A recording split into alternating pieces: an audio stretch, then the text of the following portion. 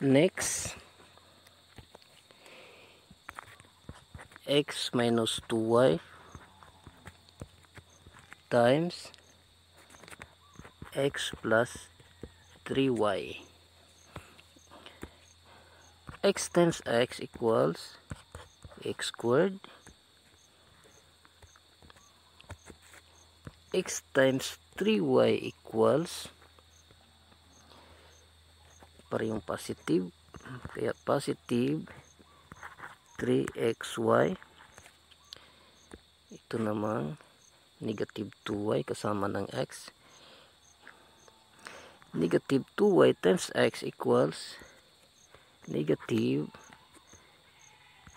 2xy.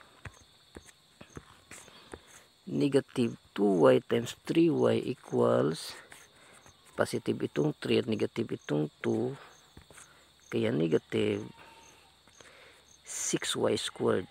6y squared.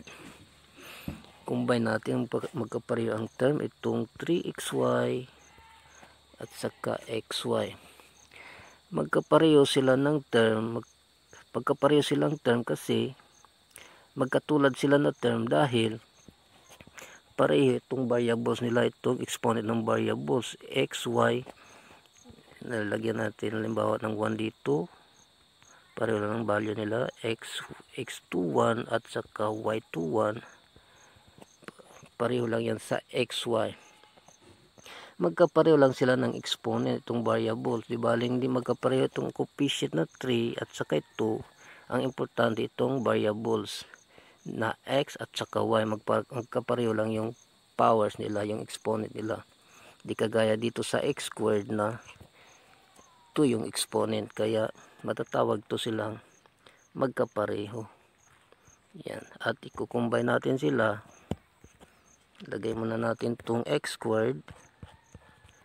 Tapos 3 plus 2, 3 plus negative 2 equals negative 1. Hindi na nilalagay yung 1, diretso na tayo sa x, y. Ayan, tapos dugtong natin tong negative 6y squared. 6, sandali, 6y squared. Tapos sa huli,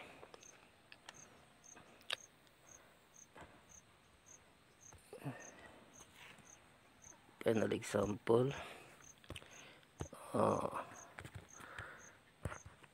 3x plus y times x plus 3y.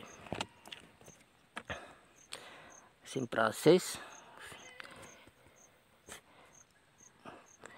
3x times x equals 3. Lagay natin yung 3. Tapos x times x equals x squared.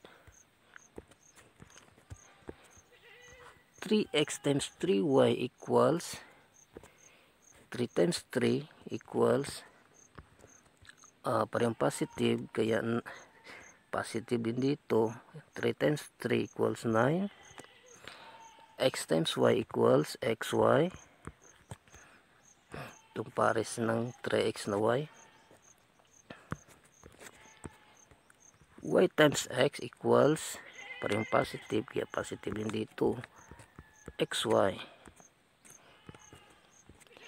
Y times 3y equals, parehong positive, kaya positive din dito, 3. Y times y equals y squared. Ayan. Combine like terms, itong 9xy at saka xy. Lagay natin dito itong 3x squared. 9xy plus xy equals 10. xy positive 10 xy. Nagiging 10 siya dahil may 1 dapat dito, pero dahil pag 1 na siya ay hindi na kadalasan nilalagay yung 1 dito na sa xy, kaya wala kang nakikitang 1 kanina dito, pero ganito yung ano niya, itsura niya, may 1. Pero hindi na kailangan yung 1. Kaya 9xy plus xy equals 10xy. Dugtong natin itong nasa dulo na positive 3y squared, positive 3y squared. Kaya yung final answer niya ay 3x squared plus 10xy plus 3y squared. Okay, thank you.